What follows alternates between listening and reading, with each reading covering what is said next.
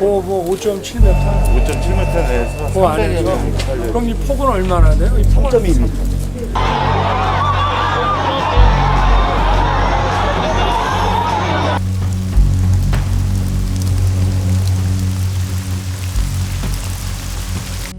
제가 어제 우리 김 여사를 만나서 이야기를 들으면서 느낀 게 내가 좀 그 문제에서 좀 이 정치권이고 어디 사회적으로 좀 운동을 해야 되겠다는 생각이 들었습니다.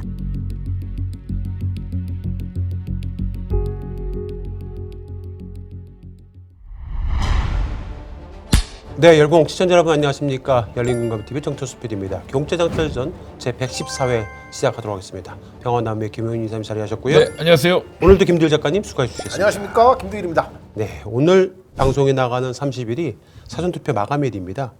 29일 금요일과 오늘 30일 토요일 사전투표는 다 하셨는지 모르겠습니다. 저는 했었을 겁니다.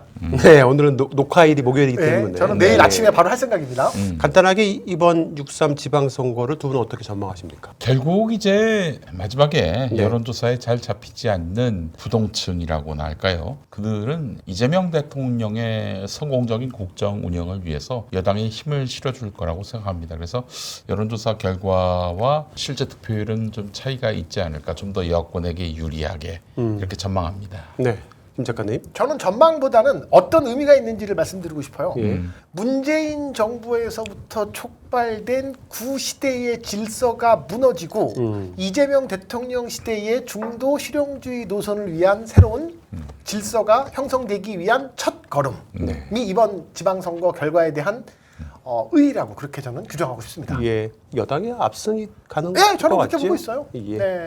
지난 5월 20일 이른바 준리재판, 예, 제가 피고인 1로 있는 그 재판에 김건희 씨가 증인 출석을 해갔고요. 자기는 줄린 적이 없다. 죄니? 예, 제니로 불렸다라는 그 증언을 했다고 말씀을 드렸잖아요. 네. 지난주 방송이었는데요. 20만 원 가까이 받습니다. 사실은 제니보다는 예. 그 뜨거운 80에 육박한 그 당시엔 70대였겠죠. 10대 초반. 예. 사랑과 전쟁 너무 뜨거웠어 그게. 예. 자, 그러면서 김건희는 라마다 드레상스 호텔에 자주 가지 않았다고 하면서 주로 23층에서 존남욱 회장과 사람들과 만났다. 그런 엇갈린 증언을 했어요. 자주 가지 않았다고 했으면서 23층에서 주로 자주 만났다. 이게 무슨 말인지 모르겠는데요. 매우 중요한 점은 존남욱 회장은 그 전에 김건희 전에 증인으로 출석을 해서 6층에는 공조실 위에는 아무것도 없었다라고 증언을 했었습니다. 나의 집무실이 있었다는 말은 거짓말이다. 그렇죠. 라고 얘기를 했어요. 그리고 자기 집무실은 다른 건물에 있었다라고 증언을 했었는데 김건희 씨가 거기 6층은 존남욱 회장 집무실밖에 없었는데요. 그랬죠. 라고 이제 얘기를 한 겁니다. 방 사이즈까지. 예, 더군다나 방 사이즈가 얼마큼 되니까 이 법정 크기만큼 될 거요. 라고 말을 했어요. 저희가 당시 르네상스 호텔 그 6층에 일반인이 갈 수 없다라는 결정적인 증거를 찾아냈습니다. 6층으로 통하는 어딘가에 있을 지상? 비밀 엘리베이터가 아니고서 일반인들이 타는 엘리베이터에서는 6층을 패싱하고 올라갑니다. 그 영상을 보시겠습니다.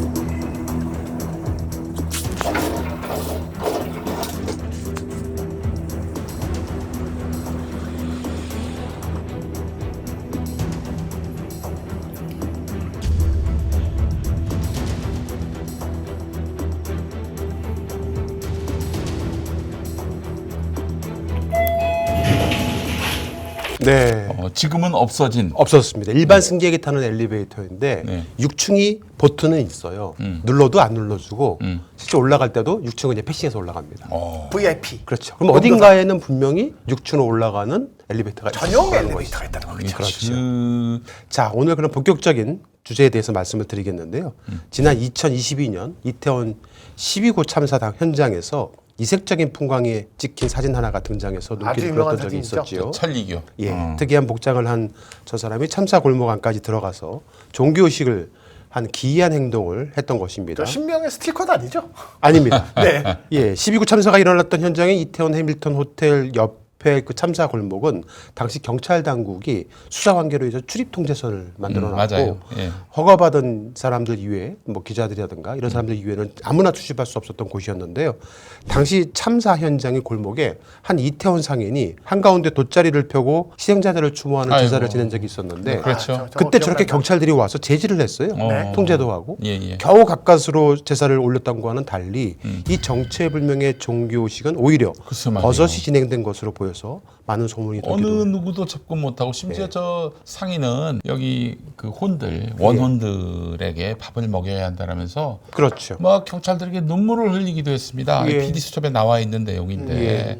근데 저렇게 바로 옆에 상가가 있는 분도 접근하지 못하게 해놓고는 천리교 그렇죠. 그 저 종교인은 또 갈 수 예. 있게 또 일본 네. 계열 종교 아닙니까? 맞습니다. 당시 참사 현장에서 추모하기 위해서 가셨던 시민들이 자신들의 SNS에 일본 종교가 출입 통제를 뚫고 제사를 지냈다.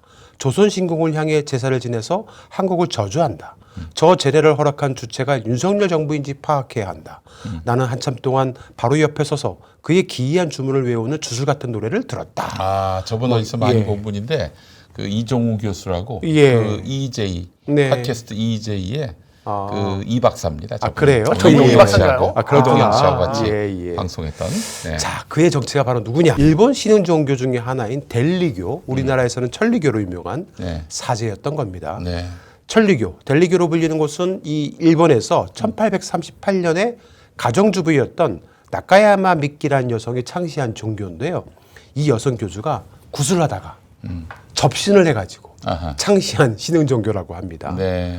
본부는 일본에 있는 나라현의 델리시에 있고요. 약 10만여 명의 신도들이 있다고 하고요. 10명의 신을 받든다고 합니다. 어버이 신인 오야사마를 주 신앙 대상으로 삼고 있다고 하는데요.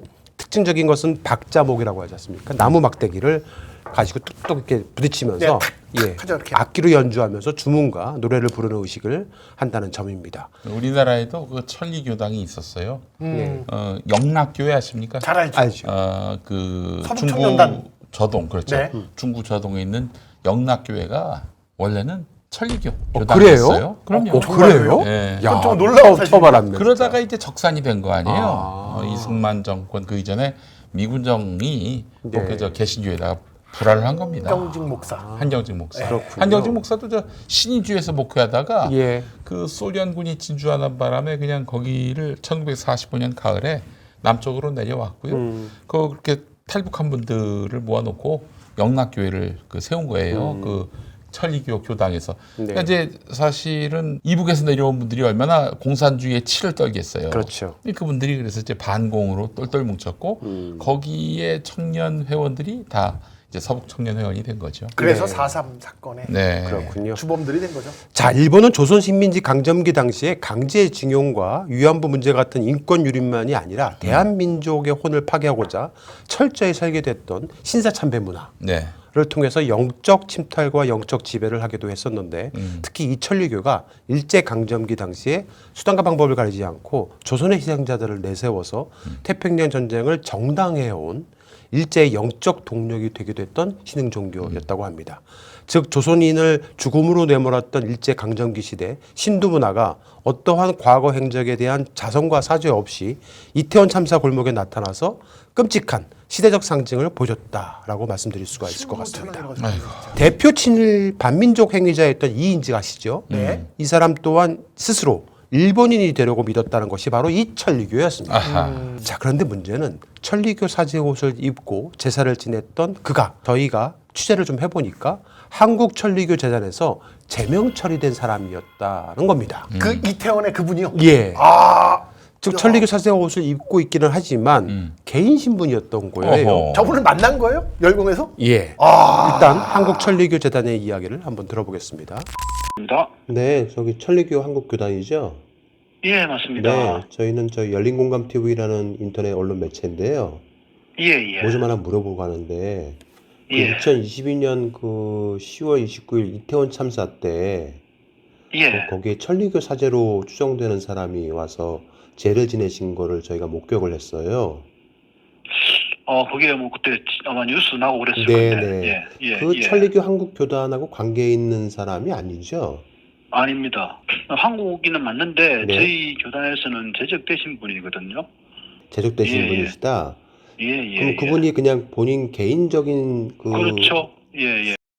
네. 개인 자격으로 갔는데 어떻게 아무런 제주도 받지 않고 그렇게 지낼 수 있었을지 의문입니다. 그렇다면 저뭐 김건희하고 예. 어떤 뭐 네트워크가 있는 게 아닌가 하는 의심을 해봅니다. 그런데 저 복장이 천리교 복장은 맞는 거죠? 맞습니다. 자, 그렇다면 한국천리교 재단에서 쫓겨난 제명 처리된 이 사람이 어떤 자격으로 이태원 참사 현장에 나타나서 죄를 지낼 수 있었을지, 이 사람에게는 특정 이념, 진영 또는 뭐 당시 대통령이었던 윤석열이라든가 그의 부인 김건희에 대한 별다른 감정이나 교류가 없었을지 의문이 가서 그 지점부터 저희 열린감TV가 꾸준히 탐사 취재를 시작을 했던 겁니다. 2025년 6월에 개봉해서 큰 화제를 모았던 제가 기획했던 영화 신명, 다들 제작자였죠. 기억들 하실 겁니다. 당시 17억이라는 말도 안 되는 저예산으로 3개월 만에 개봉을 해서 정말 경이로운 수익률을 올렸는데요. 무려 수익률이 ROI라고 하는데 176.5%로 현대사 기반 정치 픽션 스릴러로 변호인, 그 다음에 그 서울의 봄에 이어서 3위에 랭크가 되기도 했습니다. 빅3군요. 예. 이 영화는 2022년 10월 29일에 발생했던 이태원 참사를 모티브로 권력과 주술 그리고 일본계 종교의 개입을 오컬트 정치 스릴러 장르로 풀어냈던 작품이기도 했었습니다. 자, 때론 현실이 영화보다 더 기괴하지요. 영화 속에서 이태원 참사 현장에 일본 신흥 종교인 천리교 사제가 등장해서 의식을 치르는 장면이 나옵니다. 이게 상상이 아니라 실제 참사 이후에 논란이 되었던 현실의 사건을 그대로 반영한 작품이기도 했는데요. 영화 신명에 나오는 장면 잠깐 보도록 하시겠습니다.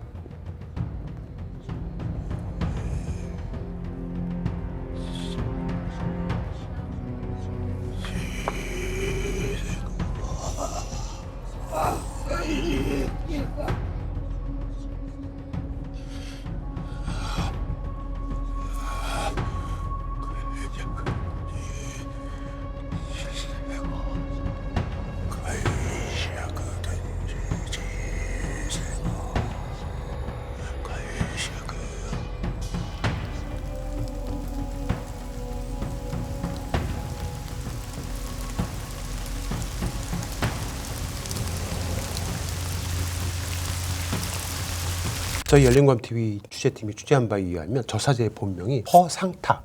한국 사람이에요? 예, 한국 사람이고요. 네. 현재 창원에 거주하고 있고요. 천리교 천마교 회장을 지내고 있다고 합니다. 그러니까 허 씨는 대한천리교 재단에서는 제명 처리가 된 거고요. 네. 한국천리교가 또 있대요. 아. 예, 거기 소속으로 활동하고 있는 것으로 보입니다. 문제는 놀랍게도 허 씨는 2010년과 2014년 두 차례 창원시장 후보로 무소속 출마를 했던 정치 쪽에도 연관이 있네요. 그렇죠. 특이한 이력을 가지고 있다는 겁니다. 종교인이 정치판까지 기웃거렸다는 거예요. 네.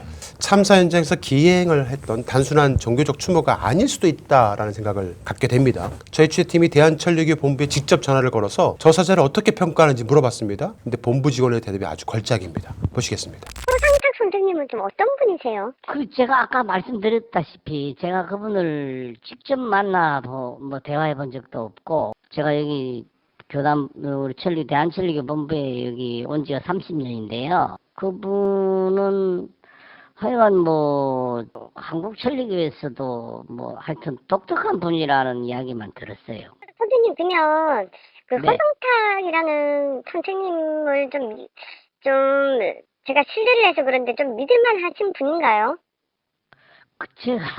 저는 잘 모르는 분이라 이분을 아, 이분 글쎄요 제가 말씀을 드리기가 좀 그러네요 제가. 아 그렇긴 한데 저는 그때 이태원 참사 났을 때 이분이 그 죄를 지냈잖아요.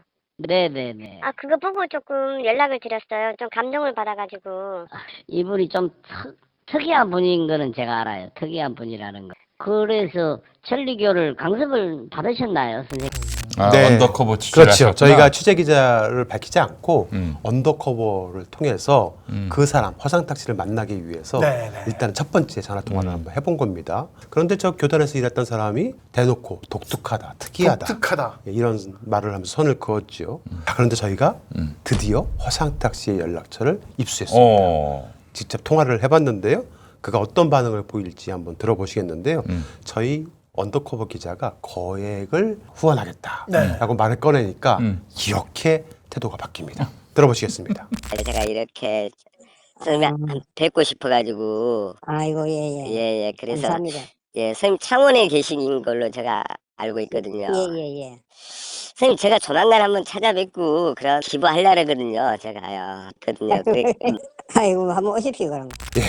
거액을 후원하겠다고 하니까 갑자기 막 껄껄껄 웃으시면서 그 참사 현장에서 죄를 올렸던 그 엄숙함은 온데간데 없고 잇몸이 만개하는 웃음소리를 들려드렸습니다. 지난주에도 양평의 그 무당께서도 굉장히 자본주의 앞에서 그러니까요. 활짝 폈는데 이번 주도 연장 2연속 그렇죠. 그런 상황이로군요. 그래서 독특한 사제를 직접 만나보려고 제가 내려가 봤습니다. 생생한 현장을 공개하겠는데요. 당시 이태원 참사 때 죄를 지냈던 천리교 사제를 만나려고 이른 새벽부터 저희 취재팀이 창원으로 향했습니다. 영상 보시겠습니다.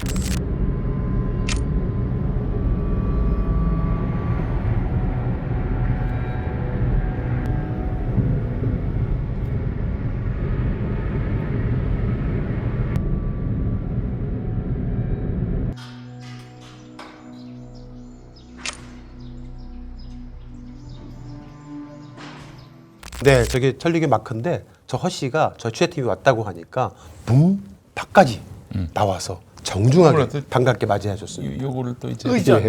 요거를 또 기부하신다고 하니까. 그리고 곧바로 2층에 신전이 있다고 네. 그리로 안내를 했어요. 아하. 영상 보시겠습니다.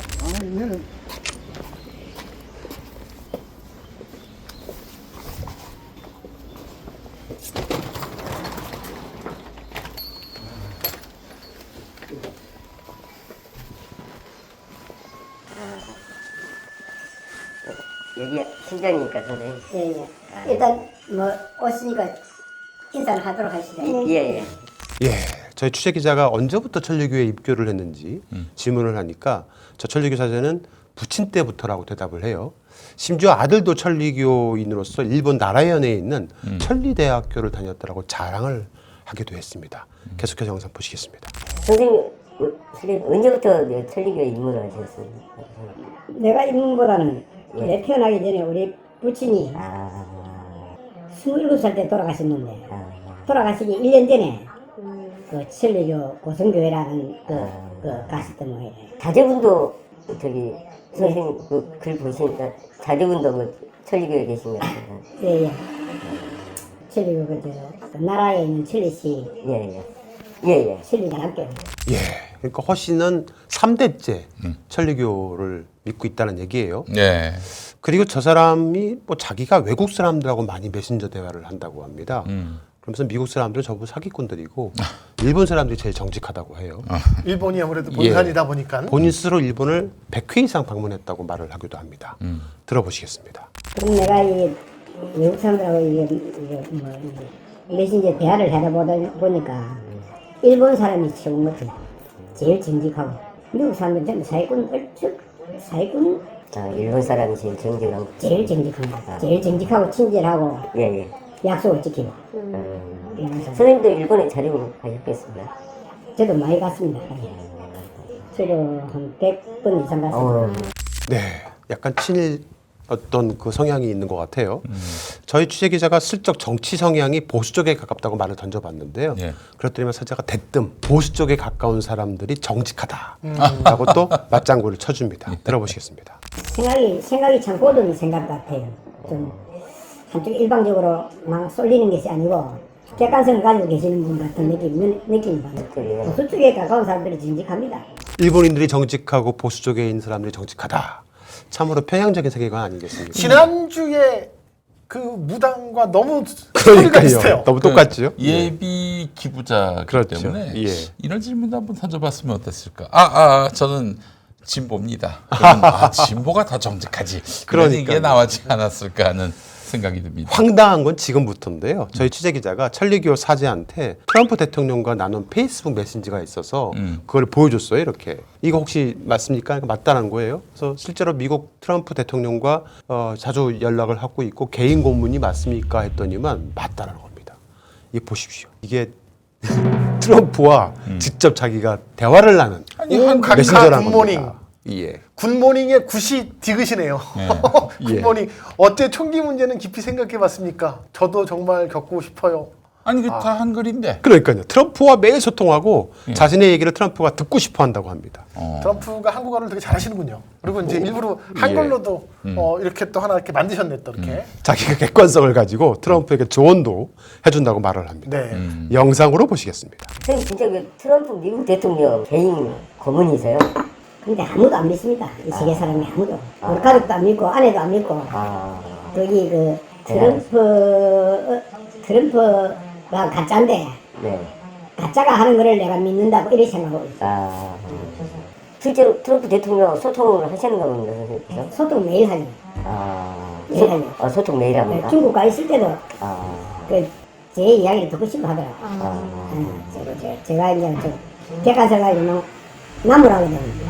승기를 듣다나 그런 식으로 하면 안 된다 하고 이런 식으로 좀 조언을 많이 하는 편이거든. 그냥 저도 그 일론 머스크하고 예. 알리바바의 그 마윈이라고 이렇게 있습니다. 창업주. 예. 그 사람들이 저한테 페이스북 친추가 들어옵니다. 예. 그래서 이제 막 이야기를 하죠.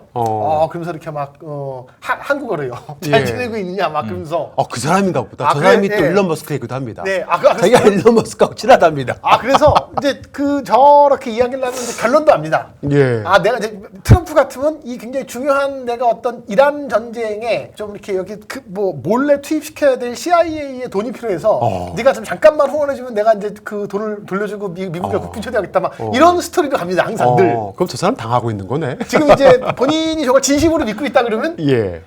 결론은 저는 이제 어떻게 될지도 보입니다. 지금 이미. 트럼프가 경척을 자기의 말을 경척을 그럼요. 잡아서 두세 시간 가까이 얘기를 한다고 합니다. 네. 들어보시겠습니다. 그 이야기를 하는데 이야기를 경청을 아주 경청을 잘 하더라고요. 미국 트럼프 대통령이요? 예. 근데는 뭐 의심 안 하고 거기 이제 머스크하고 친하니까 머스크가 저는 거기 틀린다 싶어 가지고 했는데 그래 나중에 한 2시간, 3시간 가까이 둘이서 이야기를 했어요. 그래서 내가 연세도 많으신데 좀 쉬어야 될 거 아니에요. 내 방에 들어온 사람 문제를 해결하지 않고 아직까지 내보낸 적이 없다 이라는 거. 근데 좀 다르다 싶었는데 그러면 이제 이야기가 깊이 있는 이야기를 하다 보니까 그 자기들은 업무상 이야기만 하지 이런 사적인 거는 이야기를 잘 안 해요. 네. 허언증이 심한 것인지 진짜 그 아까 말씀하셨던 그런 사람이 돈을 뜯어낼 목적으로 진심으로 접근한 믿고 있는 건데 예. 근데 결국 자기가 이 실력자하고 예. 연관이 돼 있고 소통한다. 그래야 자기의 격이 올라가는 거 아니겠어요? 글쎄요. 개뻥입니다. 그걸 믿고 있는 거죠. 개뻥이에요. 개뻥. 예. 네. 심지어 올해 안에 트럼프가 자기를 만나려고 한국을 방문한다고 얘기를 합니다. 이 사람 이제 트럼프가 시집을 가면 트럼프 문제가 한국에 오면 내 불러 그만큼 가는데. 트럼프 대통령 한국에 오면 선생님 만나뵙기로 했습니까? 아유, 지가 내 때문에 이걸 온다 했어. 이번에 올해 안에 하여튼 멋진 한국을 세계의 한국을 만들기 위해서 하여튼 한다 가는 걸로 이야기하더라고. 그지 며칠 전에. 네. 작년 에이펙 때 왔었는데 얼마 전에 중국에도 왔었는데 좀 잠깐 들르시지 좀. 그러니까 어떻게 저런 사람이 도대체 이태원 참사 현장에서 그 삼엄한 경비를 뚫고 제례를 지낼 수 있었을지. 그 경찰 병력들은 또 다 열어줬잖아요. 그래서 그게 가장 궁금을 했습니다. 그걸 여쭤보려고 간 거 예, 아니에요? 그렇죠. 그래서 네. 제가 물어봤습니다. 네. 그랬더니 정말 기상천외한 답변을 해줬는데요. 자기가 들어간 게 아니라 천리교 사제복에 기가 있어가지고 그걸 입고 걸어가면은 경찰이 못 막는답니다. 그냥 열어주게 되어 있답니다. 영상 보시겠습니다. 거기 이태원 참사 때 선생님께서 거기에 의식을 하시길래 어떻게 들어가셨나 아무도 못 들어가지 않습니까? 내가 들어간 게 아니고 예. 하나의 그 옷에 담긴 니가 있거든. 그렇죠. 그런 게 막 좀 걸어가면 그 사람들이 그 막을 수 있는 그런 기가 없다고 이거든. 좀 강한 것 같아도 경찰이나 이런 옷을 입으면 강한 것 같아도 그것을 초월한 어떤 그런 그 가치가 있으면은 그 함부로 못 막는다고. 저희가 지난 12.3 계엄 사태 관련해서도 이제 질문을 던지기 네. 시작했어요. 그래서 지난 정보사 사령관 노상원이가 저 천리교 재단인 천리대학을 다녔던 사실에 대해서 알고 있느냐라고 물어봤더니만 안다는 겁니다. 우리가 좀 더 깊숙이 질문을 던졌어요. 김충식을 아느냐 했더니만 얼버무립니다. 들어보시겠습니다. 혹시 이번에 계엄에 가담했던 노상원 전 정보사령관도 일본 천리대학에서 유학을 했다라는데. 그래. 천리교 믿는 사람은 내는 아는 사람 별로 없어도 그 사람들은 좀 내가 다 알지. 들어본 것 같은 느낌도 든다. 김충식 이렇게 하니까. 아, 들어본 것 같아요. 들어봤네. 근데 이 천리교 안에서 내를 모르는 사람은 저희는 제보를 받기에는 네. 김충식의 도움을 받았다라는 얘기가 있었기 때문에 그래요? 예. 근데 김충식이 천리교하고 무슨 연관이 있는지는 우리 몰랐는데 네. 저분은 천리교 안에서 나를 모르는 사람은 없다. 네. 김충식도 들어봤다. 뭐 이런 식의 말을 합니다. 예. 온갖 희한한 종교에 다 연관이 돼 있네요. 저 그렇죠. 통일교에 이어서 천리교도 자, 저 전보사 사령관 노상원이도 저 천리교 재단의 천리대학을 다녔고 네. 그리고 김충식도 오래전에 그 천리교 재단과 연관되어 있었고 거기에 있는 몽유도원들을 한국으로 가져오려고 그 난리를 폈었고 거기에 또 저 사람이 연루되어 있다는 이 사실만으로도 열린공감TV가 충분히 취재할 만한 그런 내용이었었어요. 자, 문제는 김건희에 대해서 잘 알고 있고 김건희가 신병에 걸렸다고 얘기합니다. 신병이 걸려서 온갖 좋은 곳을 다 찾아다녔다라고까지 얘기를 합니다. 들어보시겠습니다. 신병이 드는 사람들은 다 그래. 그러니까 내가 지금 이야기하는 게 그대로. 그러니까 막 각종 도착하는 데는 많이 다니고 어디 가도 딱 맞는 게 없거든. 그렇게 또 도착해 또 가고 또 가고. 아, 좀 심한 편이에요, 김건희 여사는? 보통 여성분들이 얼추 그래. 이 신병은 여자들이 많이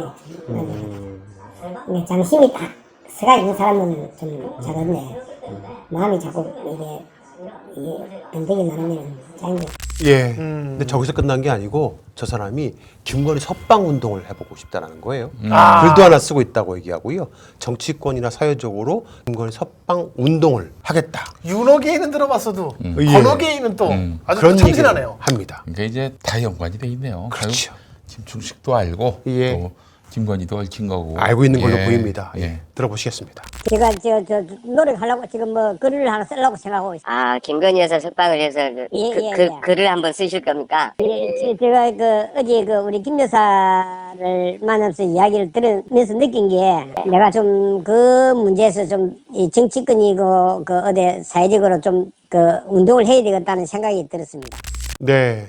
그래서 저 사람이 계속해서 말을 했는데 그 김건희가 과거에 발언했던 내용하고 너무 흡사한 얘기를 하는 거예요. 네. 조국 부부 얘기도 합니다. 아, 진짜로요? 예. 그러면서 그 정경심 교수가 구속됐을 때 조국은 구속시키지 않았느냐.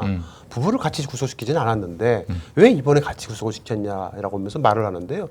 조국도 구속은 되긴 했었잖아요. 예. 들어보시겠습니다. 옛날에 조국이 할 때 자기 부인이 들어갔다가 예. 있을 때 안 하고 그 사람 풀어주고 나서 조국이를 구속했지 않습니까? 부부라는 것은 같이 죄를 물을 수 없거든요. 헌법상.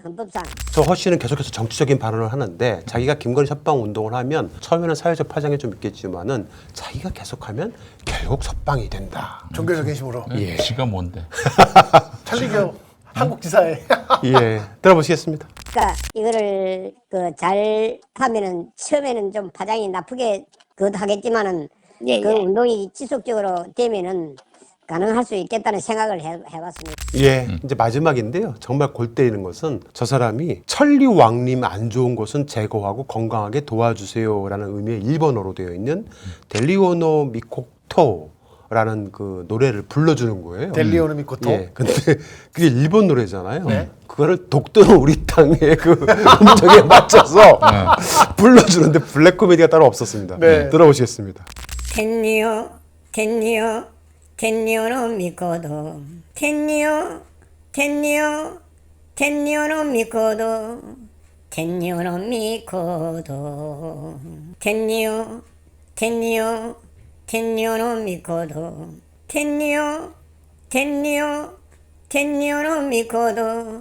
텐니오노 미코도.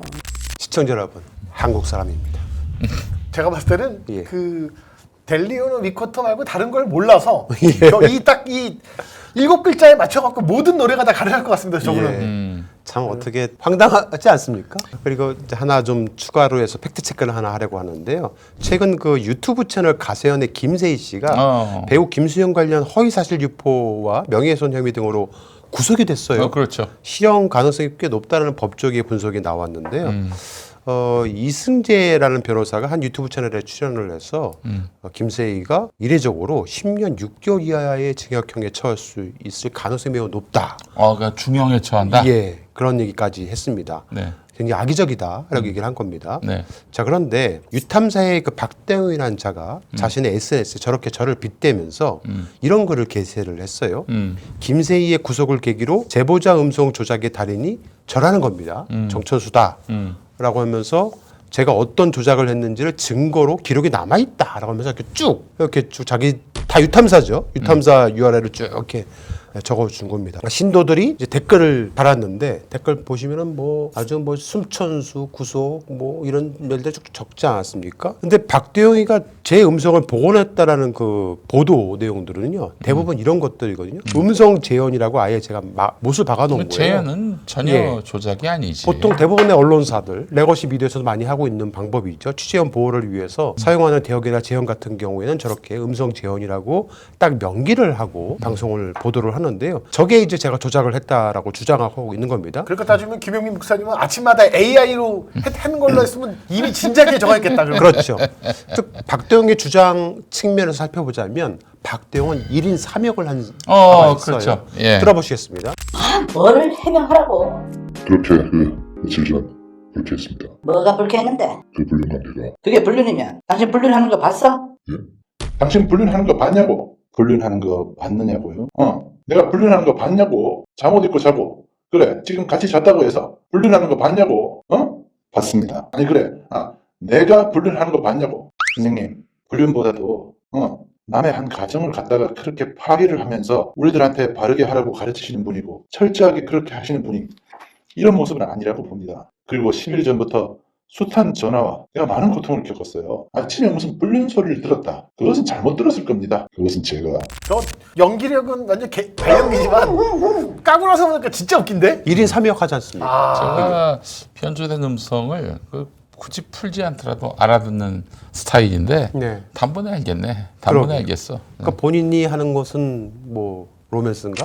아니 저는 여기 그 더탐사에 있을 때 예. 허경애가 시민인 것처럼 인터뷰하는 거 몇 번 따는 거 전 직접 목격한 사람이에요. 나 그래요? 그걸 또 고소하려고 여튼 난 봤으니까. 예. 같이 허재현님을 취재했다고 해서 매번 그 허씨 그 남매가 같이 이렇게 한 것처럼 몇 번 봤는데 근데 저건 좀 너무 웃기네. 예. 자, 근데 저 강진구 일당이 정말 심각한 것이 저 천공이 정가 17범이라고 가짜 뉴스를 보도해서 청구로부터 민형사 고소를 당했던 거예요. 그랬죠.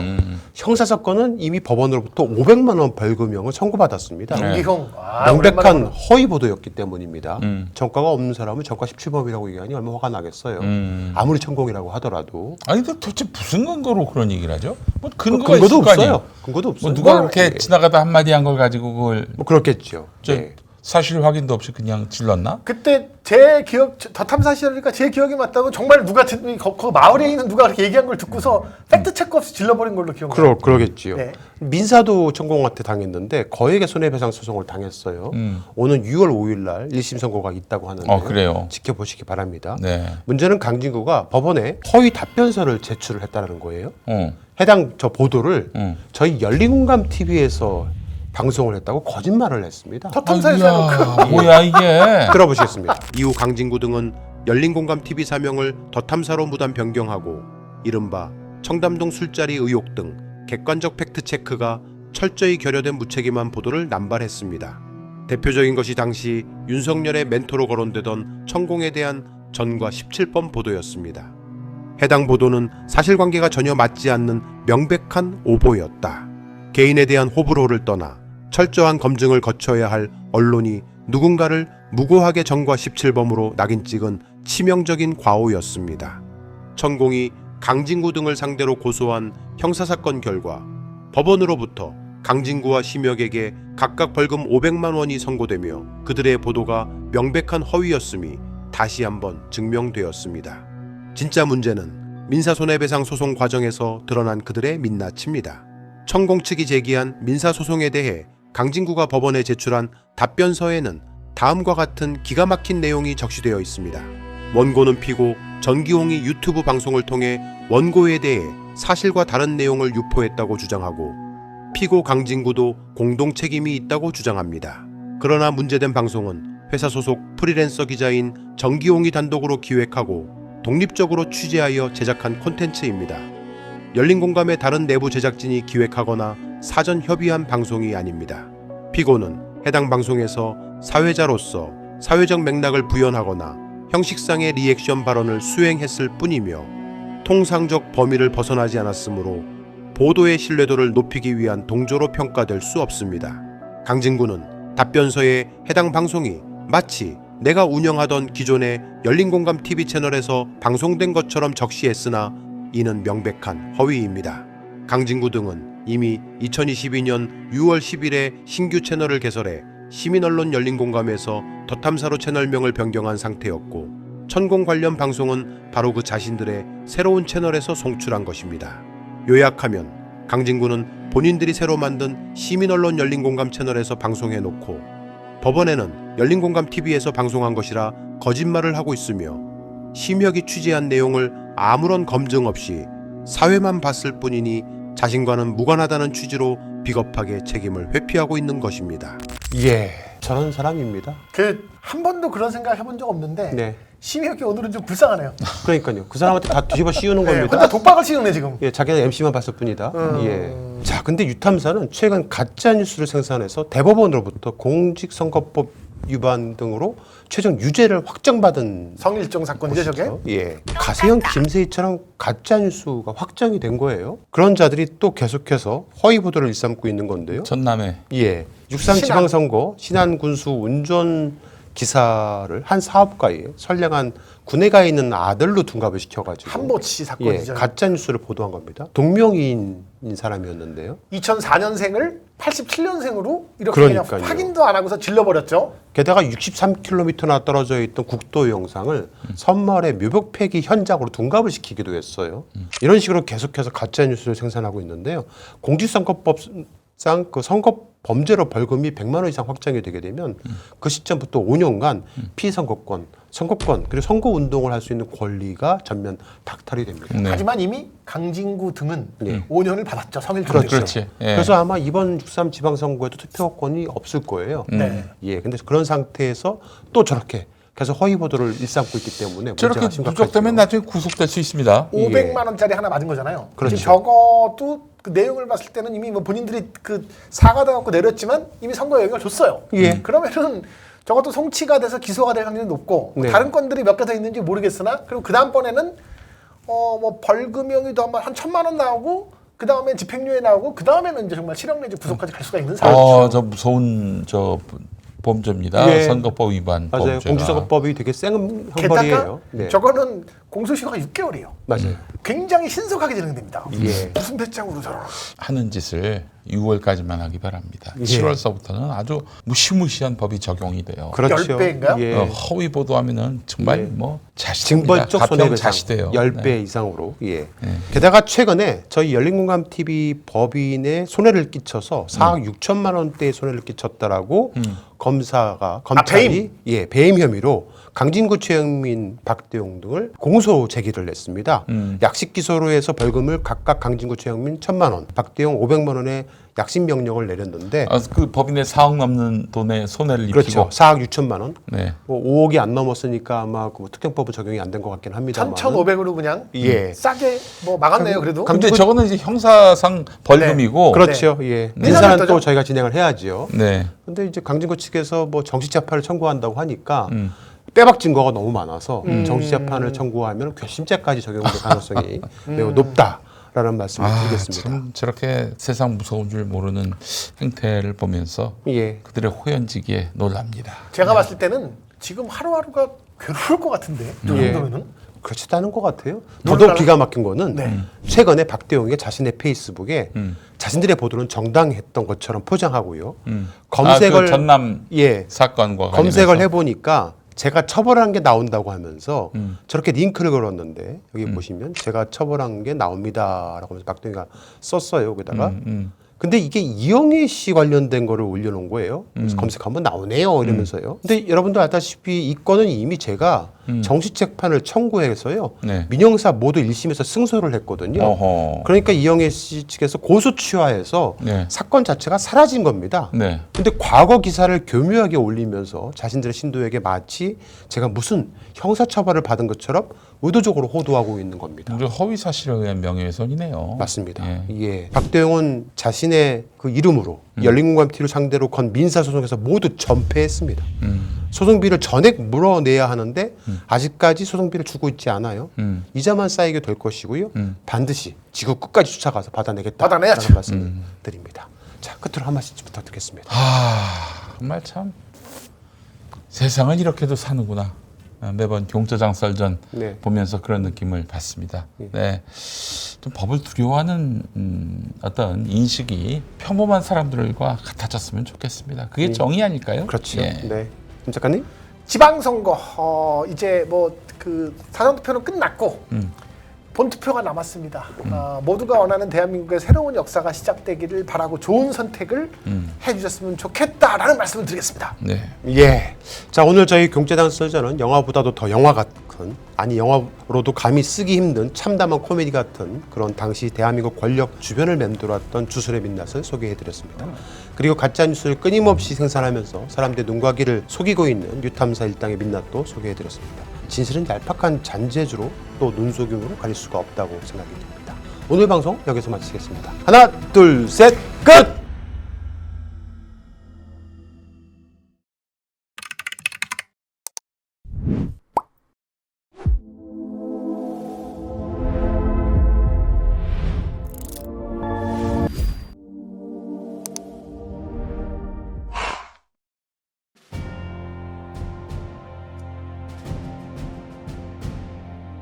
언론의 사명은 반드시 물어야 할 질문을 던지는 것에서 출발합니다.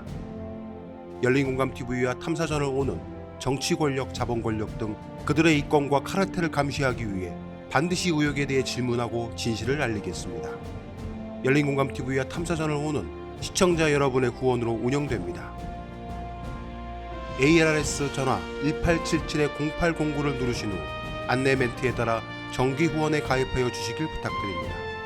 또는 우리은행 1045-704-387412, 국민은행 787201-04-247879의 후원 계좌를 통해 일시 후원 및 정기 후원도 가능합니다.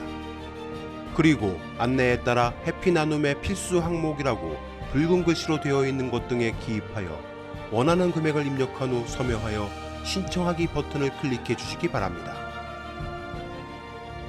열린공감TV와 탐사전을 온해 모든 영상의 더보기를 클릭한 후 기재되어 있는 ARS 후원 안내 1877-0809 및 우리은행 국민은행 계좌를 통해 시청자 여러분의 소중한 후원을 기다립니다. 열린공감TV와 탐사전을 오니 오로지 진실 그 하나를 위해 항해해 갈 수 있도록 시청자 여러분이 함께 승선하여 길잡이와 등대가 되어 주시길 부탁드립니다. 감사합니다.